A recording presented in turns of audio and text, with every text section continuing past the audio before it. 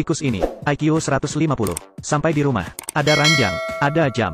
Perabotannya tidak terlalu kuno. Benang, korek api, dan ada satu yang enak dipandang. Poster wanita di pantai. Saat tikus mau tidur, tiba-tiba tembok, masuk sebuah paku besar. Paku kedua dan ketiga, dekat ke arahnya. Tikus yang berada di tengah, tidak aman.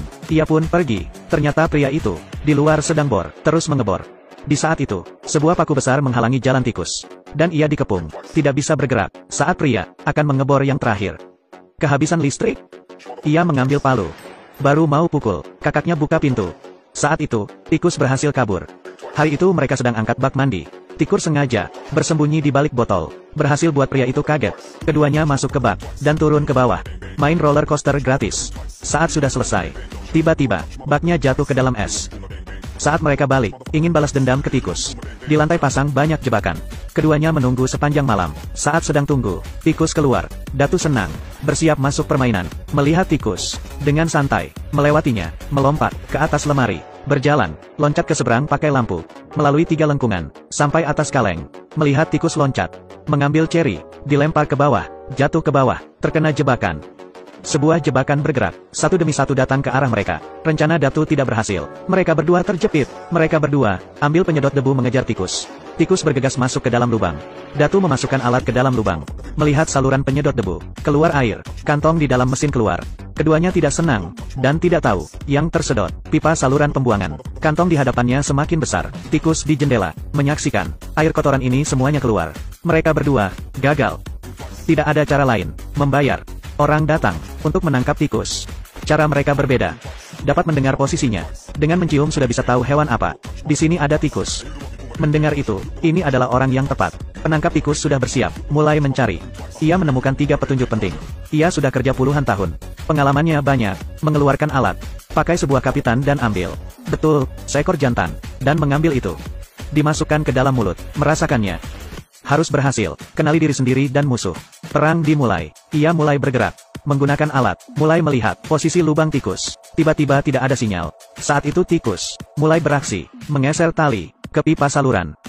Bergegas pergi keluar. Saat menangkap tikus, sadar talinya putus. Di saat itu, kenapa familiar? Bergegas lihat jendela, memperbesar 30x. Melihat tikus, mengaktifkan saklar, roda berputar, mulai menarik, penangkap tikus, dari lantai 2 ke lantai 1. Merusak pintu keluar, dan berhenti di luar. Terpenting, tikus tahu dia suka makan kotoran. Kasih dia 1 biji, dan kembali ke rumah. Penangkap tikus diselamatkan. Di depan, mendapat pukulan serius. Dalam karirnya, ini sebuah kemaluan. Datu kembali ke rumah. Rumahnya kacau balau. Keduanya ke dapur, dan sadar, sandwich bergerak. Xiao Quan ambil panci, mulai bergerak. Datu yang kehilangan akal, terus mengejar tikus. Tikus kecil mengenal jalan, tapi Datu semakin naik, semakin sempit. Ia pun tersangkut di lubang. Xiao Quan buru-buru ambil senter, diarahkan ke Datu. Tikus mengambil kesempatan, melepas tombol gas. Di saat itu, senter rusak, dan kebetulan, tikus pindah rumah. Hal pertama, agar masalah selesai, ia nyalakan korek api, mulai keluar api. Di saat itu, Datu terlempar keluar, dan masuk ke dalam sungai. Jatuh ke dasar, di atas bak mandi. Di situ Xiao Quan terlempar ke lemari, baru ingin bangun, lemari belakang jatuh ke tubuhnya, palanya tertimpa dan jari terjepit. Di saat itu Datu kembali, dan Xiao Quan juga sudah beranjak. Keduanya mulai, dengan pengalamannya sendiri, mengayunkan tangan. Selanjutnya, akhirnya, semuanya, ternyata Datu mulai marah dan kesal, ambil senjata dan menembak. Tikus panik, bergegas masuk lubang. Ia memasukkan senjata ke lubang. Tapi ia tidak tahu, di bawah pistol, ada bom penangkap tikus. Saat tembak, langsung, dari bawah meledak, lantai pun hancur. Keduanya langsung terjatuh ke bawah. Mereka berdua mulai merapikan rumah, ingin lelang rumah itu dengan harga tinggi. Rumah bersejarah ratusan tahun, memiliki nilai koleksi bagus. Banyak orang datang lihat rumah. Lelang dimulai. Orang di bawah berjuang, mulai buka harga. Di saat ini, tikus keluar. Xiao Kun menggerakkan tangan untuk menangkap tikus. Tangan licin. Tikus masuk ke dalam baju. Ia pun geli menari-nari. Rokok di tangan, masuk ke dalam rambut gadis pirang, mengeluarkan asap.